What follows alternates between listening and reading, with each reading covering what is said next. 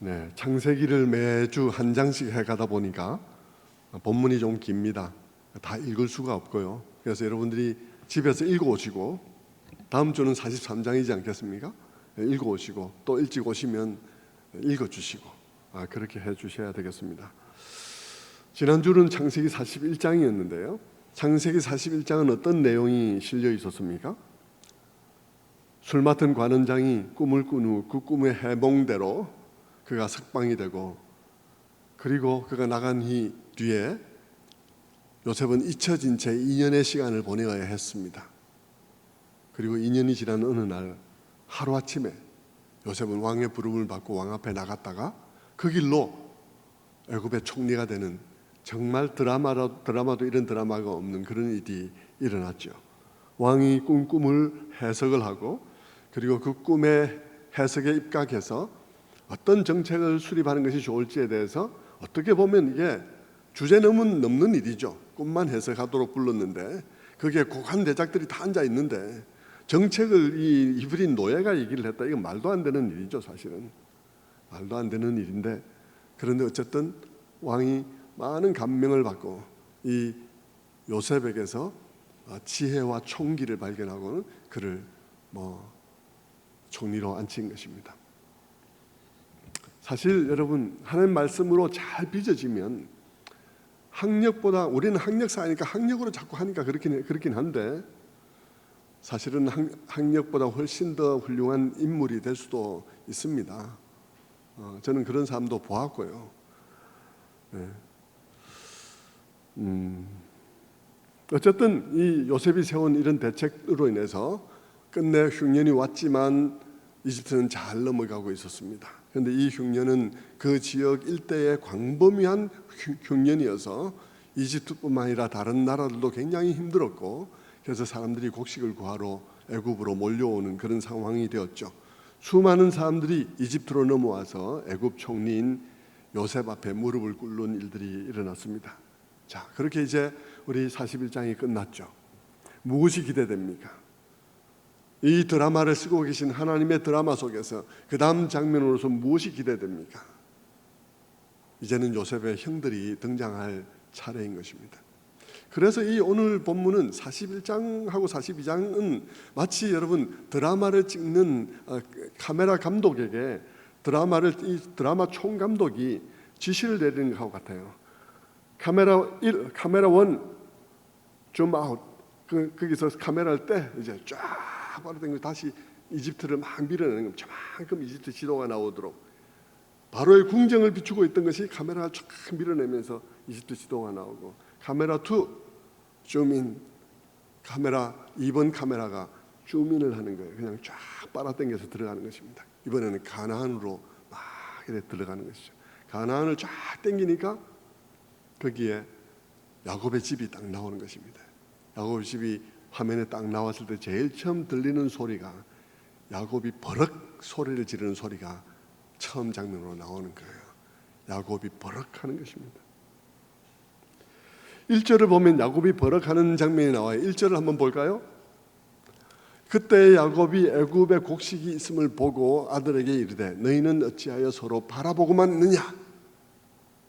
2절 보면 가서 좀 구해와야지, 너희들 지금 뭐하고 있는 거야? 버럭버럭 소리를 지르고 있는 것입니다. 갑자기 여러분, 이 야곱이 버럭거리는 그런 모습을 보면서 여러분 무슨 생각이 드세요? 제일 먼저 드는 느낌은 안 변했구나, 이 영감 참 안 변한다, 정말 그대로구나 하는 생각이 들 것입니다. 오랜 세월이 지났지만 그대로구나. 이제는 자녀들이 다 결혼도 하고 중년 이상이 되었을 텐데 여전히 버럭거리는 그런 야곱. 그것은 참 야곱이 권위가 있는 것이 아니라 성질이 덜 된 거죠. 여러분의 가정 속에도 여러분이 나이 많이 들어서도 지금도 버럭거리고 있습니까? 그것은 여러분의 권력이 강한 게 아닙니다. 그건 어쩌면 여러분의 성격에 문제가 있다고 할 수도 있을 것입니다. 그 큰 소리 치는 시간 동안 가족들이 그냥 맞춰주고 있는 거죠. 그 사람이 권위가 대단하고 그 사람이 정말 도덕적 권위가 있어서가 아니라 그냥 가정이니까, 그냥 그래야 조용하니까 맞춰주는 거죠. 오늘 여러분 우리들의 가정들 속에서도 어쩌면 너무나 많은 가정들 속에 나이가 들어서도 버럭거리고 온 가정 식구들은 거기에다 그냥 전전긍긍하며 오늘도 무슨 벼락 떨어질까 싶어서 비위를 맞추고 있습니까? 여러분, 그러는 사이에 그 가정이 병들고 있습니다. 야곱의 가정에서 가장 큰 문제는 야곱일지 몰라요. 많은 사람들은 야곱이 하나님을 더 사모했고 어쩌고 아니요, 야곱은 너무나 문제가 많은 사람의 전형이에요. 아직도 그의 문제는 너무나 많이 남았어요.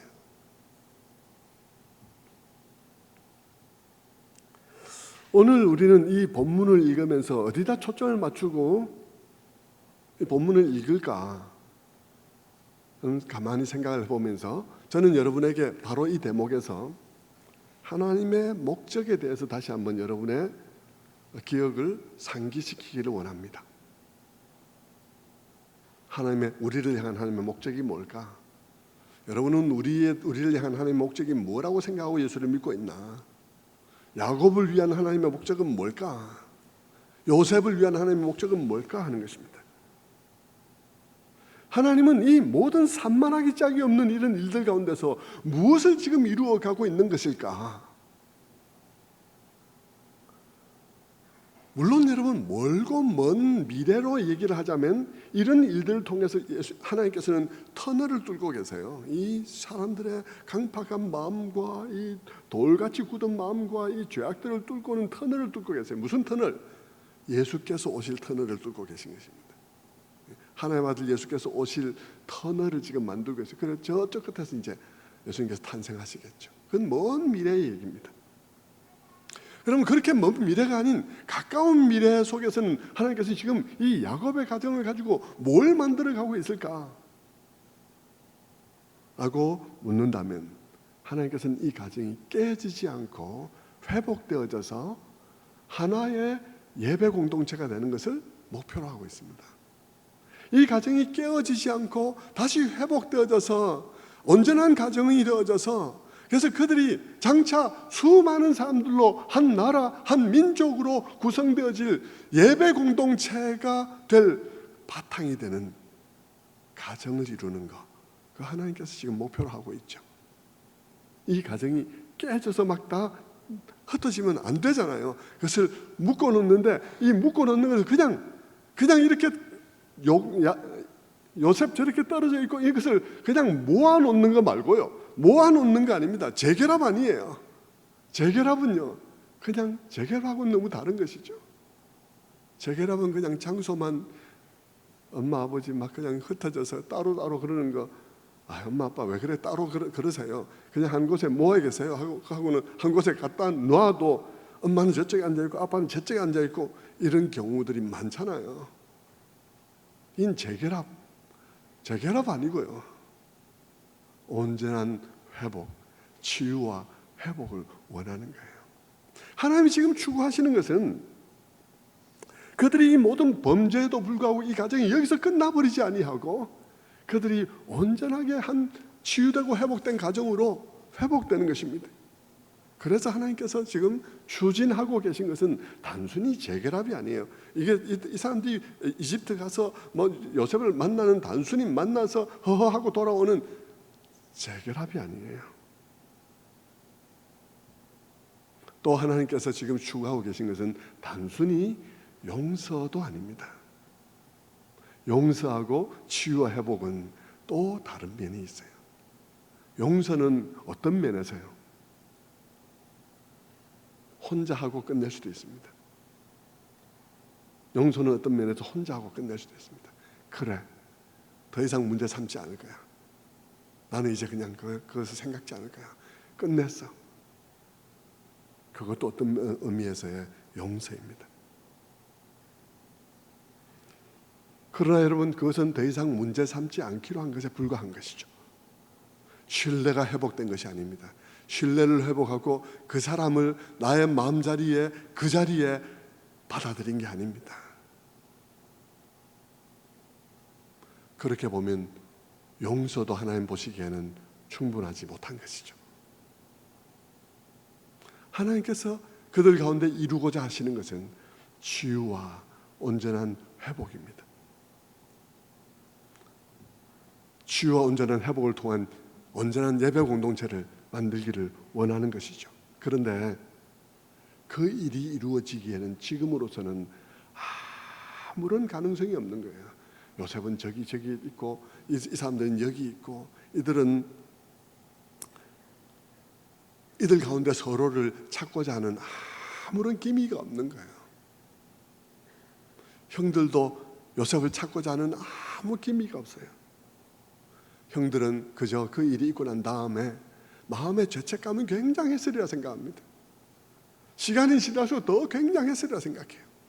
그런데 형들은 아마 불문율로 그런 것들을 가지고 있었을 것 같아요. 절대 우리 중에 누구도 이제부터 요셉 이야기 꺼내지 마. 골치 아파. 내 마음속에 생각할 수도 없어. 너무 힘들어. 요셉 이야기 꺼내지 마. 그러면서 그들은 불문율로서 아무도 요셉 얘기를 꺼내지 않는 그런 상태에 있었을 가능성이 굉장히 높죠.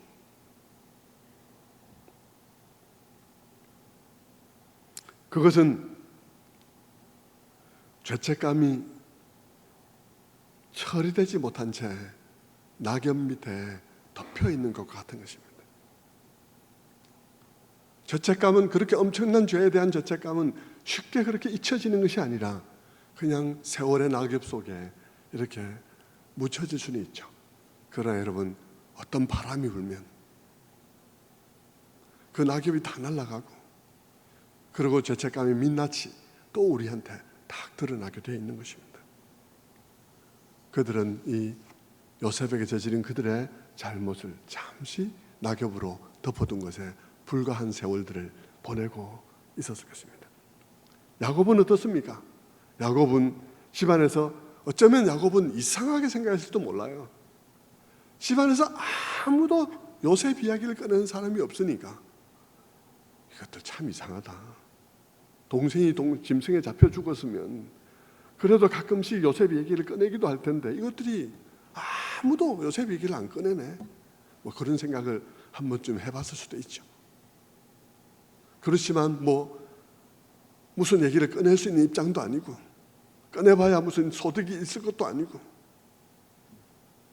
그냥 야곱도 어쩔 수 없는 일로 여기고 넘어가고 있었을 것입니다. 마음에 잊혀진 것은 아니지만 그러나 더 이상 얘기하지 않은 채 지나가고 있었을 거예요. 그러니까 요셉과의 만나면 일어날 수가 없는 상태죠. 요셉은 어떻습니까? 요셉도 마찬가지예요. 요셉은 총리 대신이 되고 난 다음에도 7년의 풍년이 지나고 이제 흉년이 2년이나 지난 상태에 있습니다. 9년에 총리가 되고도 9년이 된 시점이 있습니다. 그는 권력이 있었기 때문에 원한다면 부하들을 보내어서라도 아버지가 계신지 어떤지를 알아볼 수 있는, 형제들이 어떻게 살고 있는지 알아볼 수 있는 입장에 있었습니다. 그런데 한 번도 성경에는 그가 그런 관심을 가진 적이 있는 것처럼 묘사한 적이 없어요. 그도 마음속에 형들이 과거의 상처로부터 벗어나지 못하고 있는 거예요. 므낫세라는 이름을 지어서 과거로부터 그 혹독하게 그 과거에 지배당하고 그리고 너무나 상처되고 너무나 아파하고 있던 그것은 놓아보낼 수는 있었지만 그러나 적극적으로 내가 그들을 찾아 나설 만큼의 마음은 안 되어 있었던 것이죠.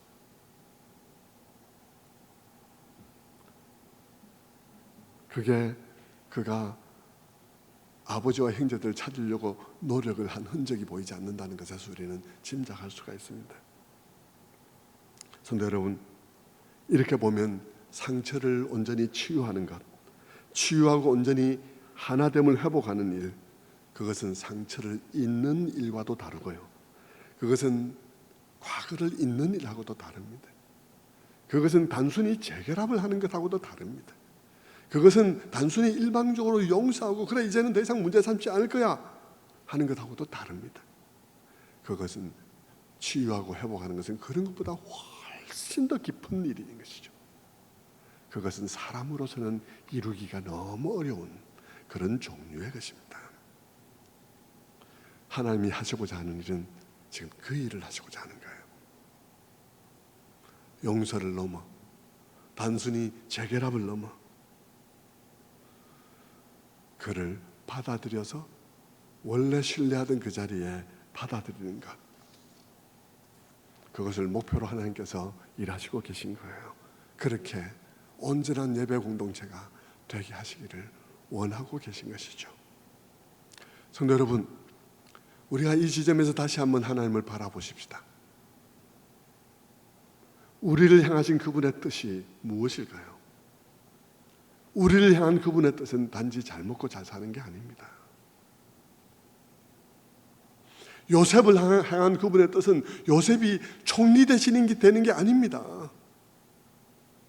총리 대신이 되는 게 요셉을 향한 하나님의 뜻이 아니에요. 많은 사람들은 성경을 읽으면서 봐라, 하나님께서 요셉을 총리 대신 하게 하지 않았나, 순종하니까 그렇게 되게 하지 않았나. 아니요, 여러분, 총리 대신 되게 하는 것이 하나님의 뜻이 아니었습니다. 아닙니다. 그것은 수단일 뿐이죠. 하나님의 목표는 그들을 회복하는 것이요, 그들을 그 기근으로부터 보호하는 것이에요. 그 일에 요셉을 사용하는 거예요. 여러분, 얼마나 많은 사람들이 예수 믿으면 잘 된다 그러고 예수 믿으면 잘 될 거라고 믿음으로 여러분 기독교를 그렇게 만들어 버렸습니까? 아니요. 하나님은 너무나 거룩하신 분이고 우리가 상상할 수 없는 거룩한 목표를 가지고 계신 분이십니다. 그런 분이세요. 여러분의 믿음을 수정하시기를 바랍니다.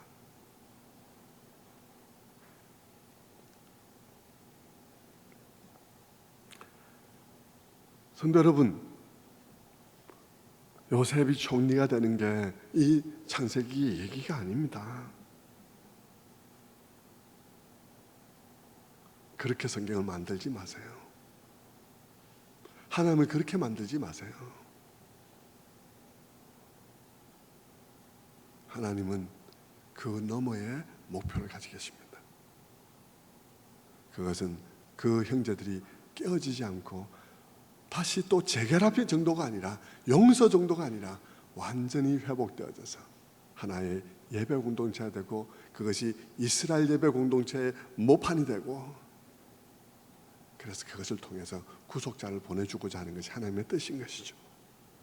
그러기 위해서 지금 무엇이 되어야 하겠습니까? 한쪽에서는 죽은지 살았는지 모른 채 한쪽에서는 죽었다고 생각하고 있는 사람, 죽은지 사는지 모르면서도 찾으려고 하지도 않는 사람, 한쪽에서는 찾을 수 있는 입장에 있으면서도 찾으려고 하지 않고 있는 요셉, 이런 상황 속에서 만남도 이루어질 수 없고 재결합, 치유와 회복은 고사하고 재결합도 이루어질 수 없는 그런 상황 속에 있으니 하나님께서 비상한 방법을 통해서 그들을 만나게 하시고 재결합하게 하시고 용서하게 하시고 하나 되게 하시는 일을 하나님께서 지금 추진해 가고 계신 것이죠.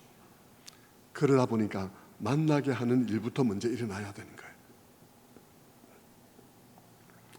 그래서 야곱이 버럭하자 아이들이 그 자식들이 후다닥 일어나서 애굽으로 내려갔습니다.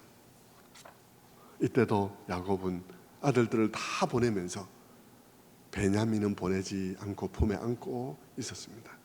변하지 않는 야곱의 모습을 보여주고 있습니다. 아무튼 여러분, 기근에 몰려서 그들은 애굽을 향해서 떠나게 되었지만 그렇게 만남이 이루어진다고 모든 것이 이루어지는 것은 아니었습니다. 치유와 회복은 재결합보다도 훨씬 더 깊은 것이니까요. 억지로 데려다가 같은 장소에 갖다 놓는다고 되는 것도 아니고요.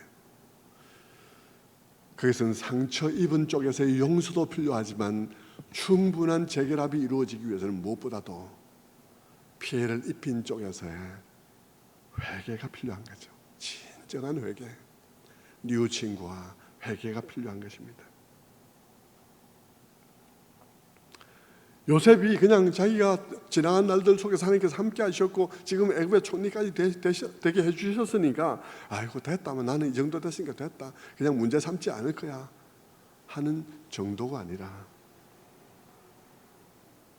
용서는 그 정도로 할 수 있는데 진정한 회복이 이루어지려면 피해자 쪽에서 회개하는 것이 있어야 되는 것이죠. 자기들이 진정 잘못했다는 뉘우침과 회개의 모습이 보여져야 하는 것입니다. 자신이 저지른 것들이 하나님 앞에서 진정 정말 죄이며 상대방에게는 정말 더할 수 없는 상처가 되어진 그런 일이었다는 깨달음과 고백과 뉘우침과 아픔이 있는 모습이 보여야 하는 것입니다. 다시는 그런 일이 있어서는 안 된다는 고백 같은 것이 있어야 하는 것이죠. 그럴 때 나 홀로 용서하는 것이 아닌 받아들임이 있을 수 있게 되는 것이죠. 하나님께서는 바로 그것을 위해서 준비해 오신 것입니다. 기근으로 인해서 수많은 사람들이 이집트로 몰려왔을 때 어쩌면 요셉은 형들이 올지도 모르겠다 생각을 했을 것 같아요. 많은 지역의 사람들이 왔고요. 그 중에는 가나안의 사람들도 왔을 거예요. 가나안에 요셉의 가족들만 사는 것도 아니고 많은 사람들이 살 테니까 가나안에서도 와서 가나안에서도 흉년이 들었구나 하는 사실을 요셉은 알았을 것 같고요. 야곱조차도 1절에서 버럭하는 이유가 뭡니까? 애굽에 곡식이 있다던데, 듣자 하니까 애굽에 곡식이 있다던데 이렇게 얘기를 하고 있잖아요. 그 말 무슨 말입니까? 갔다 온 사람들이 있더라는 이 말이죠. 그러니까 여러분, 요셉의 입장에서는 형들이 언젠가 나타날 수도 있겠다는 생각을 했을 것 같아요. 그런데 그날이 온 것입니다. 양식을 구하러 가나안에서 10명이 왔다는 보고가 올라왔고 가서 보니까 형이었어요. 형들은 요셉이 애굽의 총리가 되었을 것이라고 상상도 못할 일이었기 때문에 알아볼 수가 없죠. 행색도 변하고 수염도 기르지 않고 거기서는 다 깎았으니까, 가나안에서 막 길렀는데 거기서는 다 깎고 이렇게 행색이 완전히 다른 상황이니까 또 멀리서 봤을 거니까 모르죠. 알 수가 없죠. 근데 요셉은 형의 신상을 다 이미 받았기 때문에 다 알고 있습니다. 요셉이 등장하자 형들이 그 앞에 다 엎쭉 엎드려서 절을 했습니다. 우리는 가나안에서 곡식을 구하러 온 사람들입니다. 여러분, 형들이 요셉 앞에 무릎 꿇고 절을 할 때 요셉의 마음속에 어떤 생각이 들었을까요? 무슨 생각이 제일 먼저 들었겠습니까? 이거 꿈대로인데, 꿈이 지금 이루어졌구나, 꿈대로 됐구나. 여러분, 이것이 오랜 시간 걸렸지만 그래도 그 꿈대로 이루어졌다는 사실을 알았을 때 그의 마음은 어떤 생각이 들었을까요? 지난 날을 쭉 주마등처럼 넘어가면서 팔린 거, 또 다시 보디바리 집에 팔린 거, 거기서 감옥 들어간 거, 그러다 이 자리에 온 거, 그러면서 마침내 형들이 와서 무릎 꿇고 절하는 것, 꿈이 그대로 지금 이루어진 것을 알았을 때 그의 마음속에는 어떤 생각이 들었을까요? 두렵다 한 생각이 들었을 겁니다. 정말 놀랍다.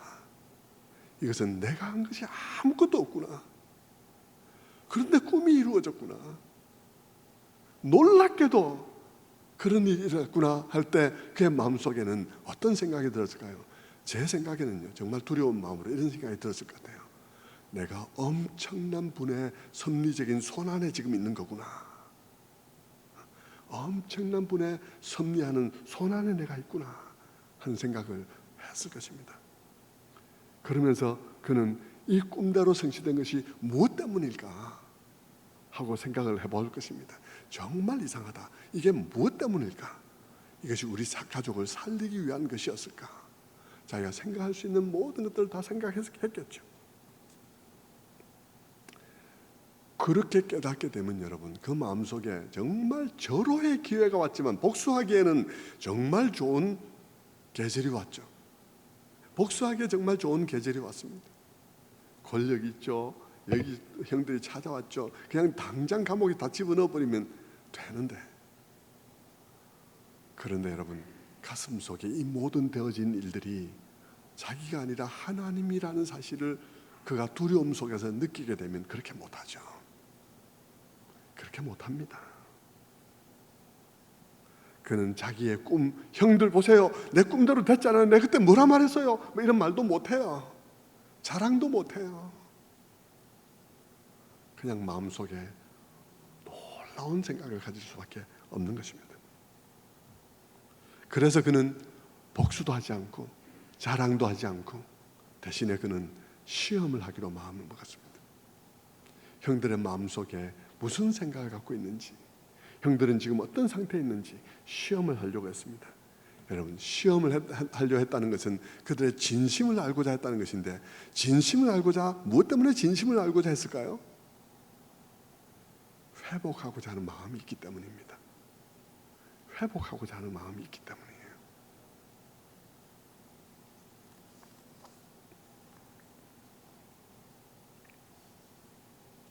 그러니 여러분, 지금 이 회복하고자 하는 마음, 이 마음, 그래서 이 형들에게 이와 같이 해가는 이 요셉의 이 모습 보면서 여러분은 무엇이라고 말을 해야 옳겠습니까?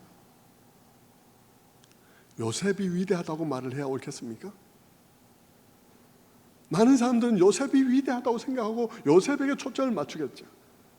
아니요, 우리가 이것을 보면 요셉이 아니라 하나님이란 사실을 알게 될 거예요. 하나님인 거예요. 요셉을 그렇게 만드신 분이 하나님인 거예요. 정교하게 요셉이 그렇게 생각하지 않을 수 없도록, 두려움 가운데서 그런 생각을 할 수밖에 없도록 정교하게 만들어 오신 분이 하나님이란 사실을 알게 되는 것이죠. 물론 여러분, 요셉도 아무것도 아니라는 건 아닙니다. 요셉도 훌륭하죠.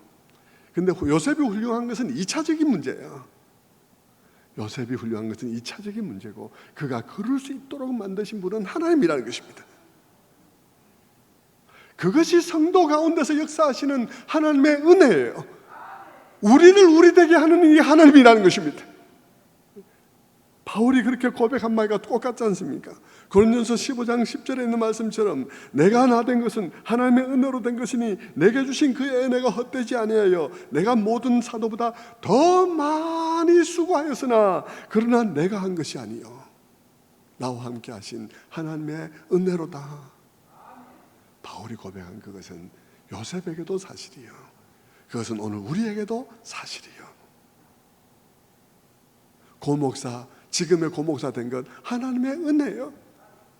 우리 어머니는 제가 목사 된다 할 때 눈물을 흘리면서 말렸습니다. 왜? 네 성질에는 목사 못한다고. 평생 목회하신 분이 네 성질 보니까 목회 못한다고. 그런데 여러분, 제가 목회하고 있는 하나님의 은혜인 거예요.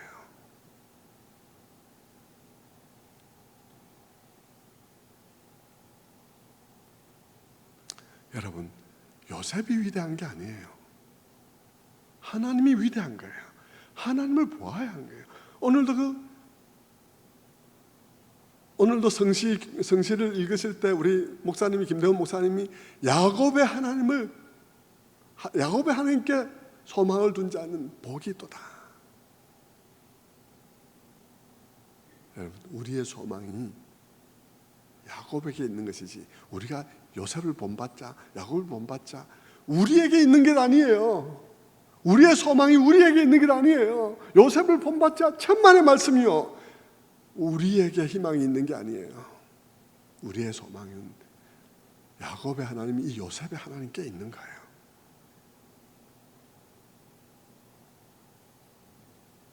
그런데 여러분, 이 요셉은 이것이 참 하나님께서 지금 여기까지 지금 하나님께서 나를 이끌고 오셨구나, 정말 신기하다고 생각은 하면서도 감정은 감정인지라, 여러분, 사람의 감정이 제일 늦게 오잖아요. 제일 늦게 정리되잖아요. 감정은 감정인지라 감정적으로 잘 따라주지가 않는 거예요. 감정적으로는 좀 힘든 거예요. 감정은 정리되는 데 시간이 필요한 거예요. 한마디로 너무 속이 복잡한 거예요. 지금 형들을 보면서, 형들을 안 봤으면 모르는데 보니까 옛날의 소리가 그게 막 다 떠오르고, 막 옛날에 하루하루가 다 떠오르고 그 구더기가 생각이 나고 힘든 거죠. 그는 속으로 막 복잡한 생각을 가지고 정리하고 있었을 것입니다. 요셉은 요셉대로. 그리고 그 마음속에 하나님의 크신 뜻 앞에 순종하기로 마음을 정리해 가고 있었을 거예요. 여러분, 순종은 상황 속에서 배우는 것입니다. 순종은 우리가 배워가는 거예요. 순종은 책 놓고 공부하는 게 아니고요. 우리는 순종은 상황 속에서 배워가는 것입니다. 예수님도 순종을 배우셨다고, 고난 속에서 순종을 배우셨다고 성경이 기록했을 정도로요. 인간의 몸을 입고 오신 예수님께서 하나님이기 때문에 다 아니까 아는 게 아니라 몸을 입고 오셔서 몸으로 순종하는 가운데 인간으로서 주님께서 순종을 배우셨다라고 말을 하고 있을 정도니까요. 우리는 상황 속에서 순종을 배우는 것입니다. 여러분, 순종이 뭡니까? 순종을 아는 것 같지만 우리는 상황 속에서 다시 새롭게 배워가게 되고, 상황을 통해서 우리는 순종에 대한 이해를 확장시키기도 하는 것입니다. 순종에는 우리가 생각지도 못했던 차원이 있는 거예요. 몇 주 전에도 제가 말씀을 드렸는데 너무 중요한 것이니까 제가 다시 한번 그 얘기를 하지 않을 수가 없어요. 순종에는, 우리는 순종이라 그러면 늘 순종을 죄 안 짓는 거 생각합니다. 그래서 거짓말하지 말라니까 거짓말하지 않고, 간음하지 말라니까 간음하지 않고, 그리고 도둑질하지 말라니까 도둑질하지 않고, 그리고 해라는 거 하는 것입니다. 주일 성수하라니까 주일날 예배 안 빠지고, 그리고 뭐 이렇게 봉사하라니까 봉사하고, 그런 순종했다고 생각하죠. 물론 그것도 순종입니다. 그러나 여러분, 순종은 그런 한 가지 차원만 있는 게 아니에요. 순종은 더 깊은 차원이 또한 있다는 것이죠.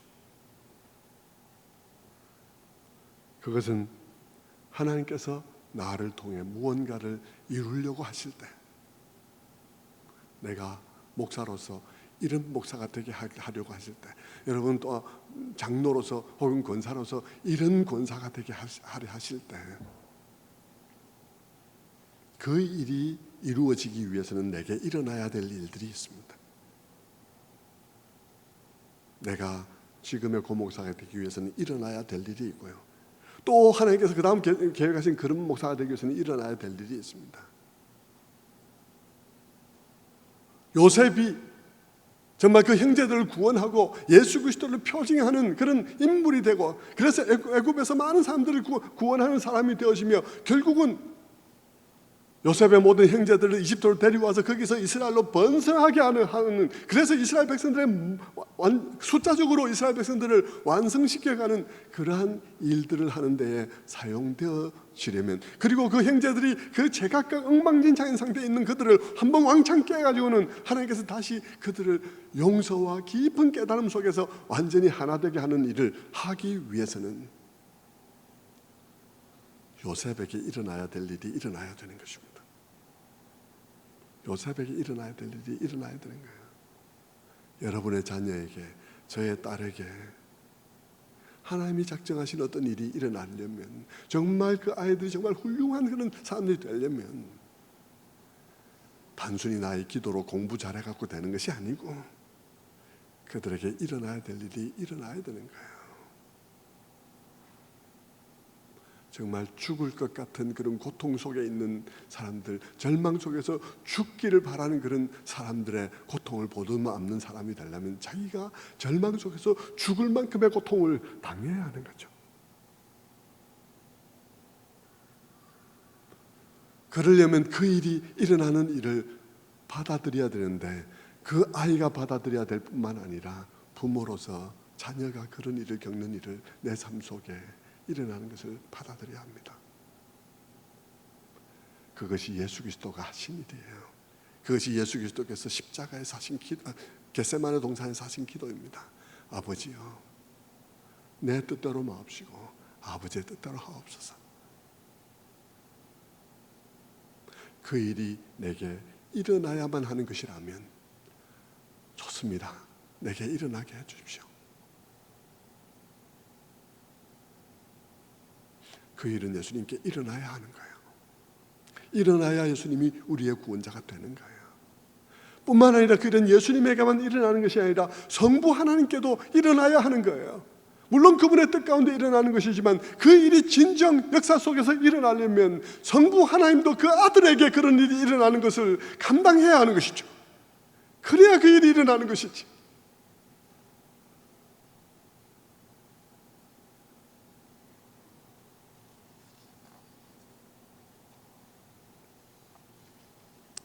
그것이 순종의 또 다른 차원인 것입니다. 성도 여러분, 고난 속에 있습니까? 시야를 한번 넓혀서 한번 생각해 보시죠. 자녀 때문에 애를 먹습니까? 자녀 때문에 열심히 기도하고 있습니까? 좌절스럽습니까? 그래도 여러분 시야를 넓히고 기도를 계속하십시오. 왜냐하면 일어나야 할 일이 일어나야 하기 때문인 것입니다. 일어나야 할 일이 일어나야 되는 거예요. 저는 그것이 정말 공감이 됩니다.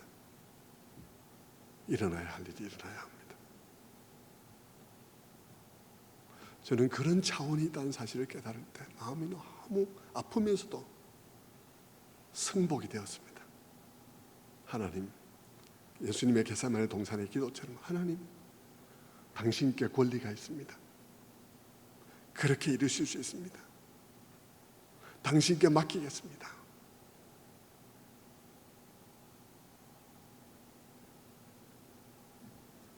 예수님만이 아니에요. 바울도 그랬어요. 바울은 이방인의 사도로 부름을 받았습니다. 이방인의 복음을 전하는 일이 쉬운 일입니까? 아무 일 없이 일어나겠습니까? 이방인에게 복음을 전하려면 핍박을 받아야 하지 않겠습니까? 그 핍박을 받아야만 전해지는 것이라면 핍박이 내게 일어나는 것을 허락해야 되는 것입니다. 허락해야 됩니다. 마태복음 10장 18절에 예수님께서 제자들에게 이렇게 말씀합니다. 또 너희가 나로 말미암아 총독들과 임금들 앞에 끌려가리니 이는 그들과 이방인들에게 증거가 되게 하려 하심이라. 이방인들에게 증거가 되기 위해서 끌려가는 일이 일어나야 한다면 일어나야 하는 것이죠. 내게 일어나야 합니다. 성도 여러분, 하나님을 믿습니까? 하나님을 믿으신다면 그분께 맡기십니까? 여러분의 삶 속에 그런 일이 일어날 수 있다는 사실을 이해하십니까? 아무도 이해 못하십니까? 정녕 여러분이 이해 못하십니까? 그것을? 그것이 일어나야 하는 거예요. 일어날 수 있는 거예요. 모두 너무 유치원적인 신앙생활 하는 거죠. 잘 되고 그래서 좋은 학교 가고 그래서 기도 드려서 감사합니다. 여러분, 유치원을 졸업하십시오. 유치원을 졸업하세요.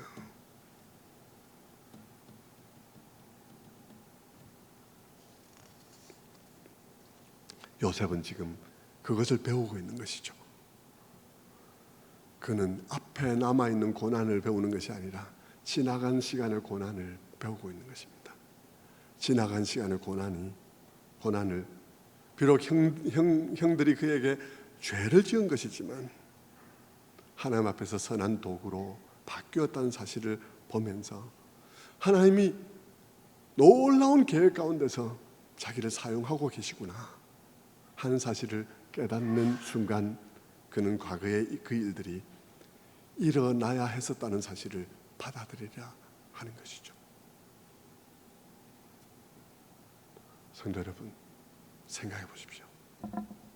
그렇다면 하나님께서 그 일이 일어나도록 하는 이 모든 과정 속에, 그리고 그런 변화들이 일어나는 모든 과정 속에 하나님께서 요셉과 함께 했겠습니까? 안 했겠습니까? 당연히 요셉과 함께 하죠. 함께 하는 거예요. 여러분이 주 안에서 변화되어지는 과정 속에 하나님께서 함께 하시겠습니까? 안 하시겠습니까? 함께 하십니다. 믿으십니까? 하나님 함께 하십니다. 시야를 넓히십시오. 아무튼 요셉은 진정한 화해가 이루어지기를 원했습니다. 그는 가족이 진정 회복될 수 있는지를 알고 싶었습니다. 그래서 그들을 테스트하기로 했죠. 처음에는 그를 스파이로 그냥 몰았습니다. 너희들은 애굽에 곡식이 있다는 소식을 듣고 우리나라 어떻게 해보려고 지금 온 스파이지. 그냥 갖다 밀어붙였습니다. 서너 번이나 첩자라는 말을 하면서 단정적으로 말하면서 그들을 코너로 몰았습니다. 그럴 때 그들은 자신들에 대해서 막 변명하면서 대답을 했습니다. 42장 10절부터 보면 아니니이다. 당신의 종들은 곡물을 사러 왔나이다. 우리는 다 한 사람의 아들로서 확실한 자들이니 당신의 종들은 정탐꾼이 아니니이다. 우리들은 12형제로서 가나안 땅 한 사람의 아들들이라. 막내 아들은 오늘 아버지와 함께 있고 또 하나는 없어졌나이다. 하나를 팔아먹었다는 말은 도저히 못하고 하나는 없어졌습니다 하는 말을 하죠. 자기들이 팔아먹은 그 형제 바로 앞에서 그 사람인 줄도 모르고 지금 얘기를 하고 있는 것입니다. 정말 웃기는 것은요, 변명하면서 아닙니다. 우리는 스파이 아닙니다. 우리는 그냥 곡식을 구하러 온 양민일 뿐입니다. 우리는 확실한 사람들입니다. 확실한 사람들입니다만 무슨 말입니까? 우리는 믿을 수 있는 사람들입니다. 우리는 정직한 사람들입니다. 지금 누구 앞에서 그따위 소리를 하고 있는 거예요? 지금 누구 앞에서 그 소리를 하고 있는 거예요? 요셉 앞에서 그 소리를 하고 있는 겁니다. 지금 우리는 믿을 만한 사람입니다. 우리는 확실한 사람입니다. 정말 말도 안 되는 이야기를 지금 하고 있는 거죠.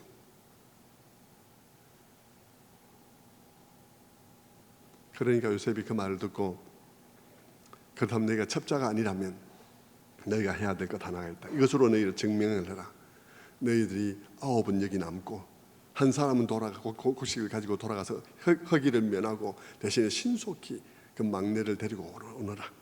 그러면 너희들이 거짓말이라는 것을 내가 믿어주겠다. 이렇게 얘기를 하면서 그 10명을 다 옥에다 집어넣어 버려요. 3일 동안 그냥 놔두는 것입니다. 3일을 옥에서 지내면서 별별 생각 다 했겠죠. 내 인생이 왜 이렇게 됐나, 무엇이 잘못됐나, 별 생각 다 했겠죠. 그리고 3일 뒤에 그들을 끄집어냅니다. 그리고 이번에는 완화된 조건을 얘기를 합니다. 9명 여기 남을 것 없이 9명이 가고 한 사람만 남아라. 그리고 데리고 와라. 그렇게 관대하게 한 이유는 이 기근이 이제 2년째이기 때문인 거예요. 앞으로 5년이 남았으니까 식구들을 먹고 살게 하려고 9명이 가야 곡식을 많이 갖고 가지 않겠습니까? 그러니까 9명을 보내고 1명을 잡아두는 것입니다. 요셉도 긍휼을 베풀고 있어요. 긍휼을 베풀면서 그들의 본심이 무엇인지를 알고 싶어 하는 것입니다. 그러면서 1명이 누가 남을 것인지를 결정하라고 그렇게 하는 것이죠. 그들이 다 막 진짜 막 난리가 났어요. 그냥 그러면서 그들이 막 서로 요셉이 듣고 있는 줄 모르고 이 사람이 히브리인인 줄 모른 채 막 자기들끼리 막 말을 하는 것입니다. 형, 우리가 그때 그 일 때문이야. 우리가 그때 하지 말았어야 돼. 그때 이 요셉이 그렇게 눈물을 흘리면서 간절하게 형 미안해, 잘못했어, 앞으로 절대로 그렇게 하지 않을게, 형 제발 용서해줘 하고 말할 때 우리가 그 아이의 마음속에 있는 고통을 들었어야 된다 하고 말을 하죠. 그 아이가 그렇게 애걸복걸하고 그럴 때 우리가 그 아이의 말을 듣지 않았던 것이 오늘 이 일을 가지고 왔다. 그들이 생각하는 것은 그것이죠. 하나님이 그때 당장 벌하지 않아도 언젠가는 벌한다는 생각을 갖고 있는 것입니다. 이것은 사실은 맞는 얘기예요. 그때 당장 벌하지 않아도 언젠가는 벌한다는 생각을 갖고 그렇게 말하고 있는 것입니다. 요셉이 그것을 다 듣고 있는 것입니다. 그러자 이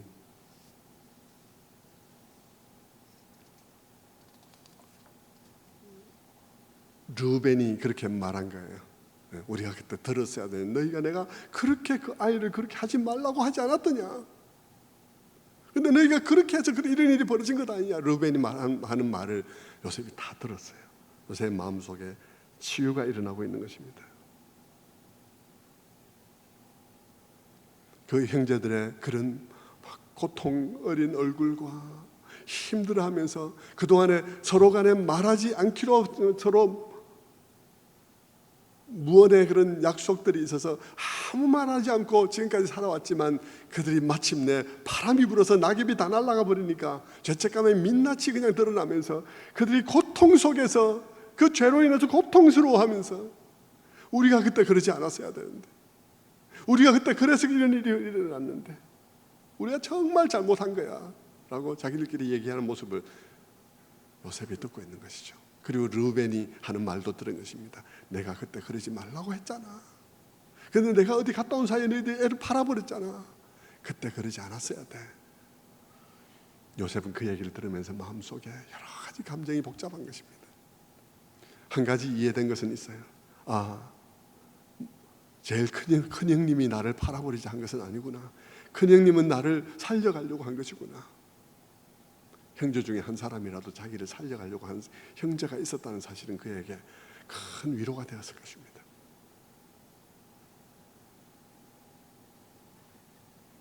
형들의 그런 모습을 보면서 요셉은 눈물을 참을 수 없어서 옆방으로 뛰어가서 눈물을 팡팡 흘립니다. 왜 그랬을까요? 왜 눈물을 흘렸을까요? 옛날 일이 생각나니까 그렇죠. 왜 그가 눈물을 흘렸을까요? 옛날 일을 다시 한번 직면하는 일은 너무 힘든 일이기 때문인 것입니다. 이게 회복의 과정에는 필요한 거예요. 용서는 어떤 면에서 가장 쉬운 용서는 안 보고 그냥 그래 난 용서했어, 난 더 이상 문제 삼지 않을래 하면 그 사람을 안 만나도 돼. 그 상황을 생각하지 않아도 돼. 그런데 회복하려고 그러니까 그 사람을 만나야 돼. 그 사람을 받아들여야 돼. 그러니까 그 장면을 거쳐가지 않을 수가 없는 그런 아픔이 그들 속에 있었던 것이죠.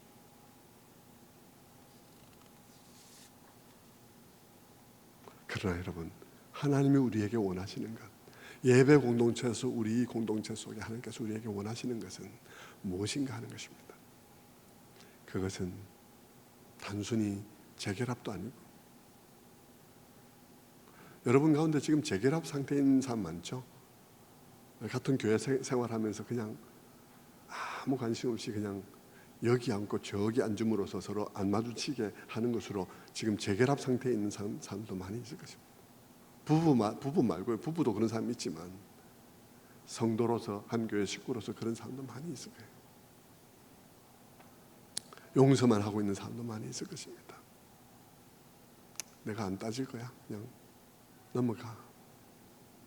그런데 여러분, 하나님께서 우리에게 원하시는 것은 그 이상을 원하시는 거예요. 그 이상을 위해서 하나님께서 은혜를 주시는 거예요. 오늘 이 말씀도 그 이상을 위해서 우리들에게 말씀하고 있는지도 모르죠.